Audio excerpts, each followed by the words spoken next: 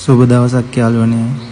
අද ඔන්න Mac එකක් keyboard replacement එකකට අපි බලමු කොහොමද කරගන්නේ කියලා. app එක ගලව ගමු මුලින්ම. තත්ත්වය බලමු ඇතුළේ මොන වගේද කියලා.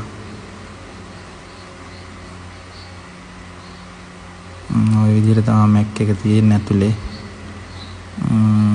මේ වගේ ribbon board ගලවනකොට හරිම පරිස්සමට ගලවන්න ඕනේ. මුලින්ම බැටරි එක රිමූව් කරලා තමයි ඕනම ලැප් එකක මුලින්ම බැටරි එක රිමූව් කරලා තමයි අනිත් ඕනම වැඩක් කරන්නේ.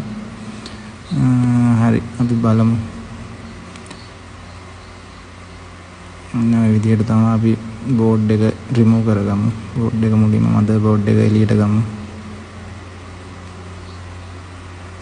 ඊළඟට අපි බැටරි එක රිමූව් කරගමු. බැටරි එක ඔන්න ඔය විදිහට තමයි කරන්න තියෙන්නේ. අර ස්ක්‍රීන් අලුත් වගේ ස්ක්‍රීන් රිමූව් කරනවා වගේ පරිස්සමට කරගන්න ඕනේ. ඔන්න ඔය විදිහට තමයි කීබෝඩ් එක තියෙන්නේ. කීබෝඩ් එක දැම්මා දැන්. අපි බලමු කීබෝඩ් එක චෙක් කරලා. වැඩේ හරි.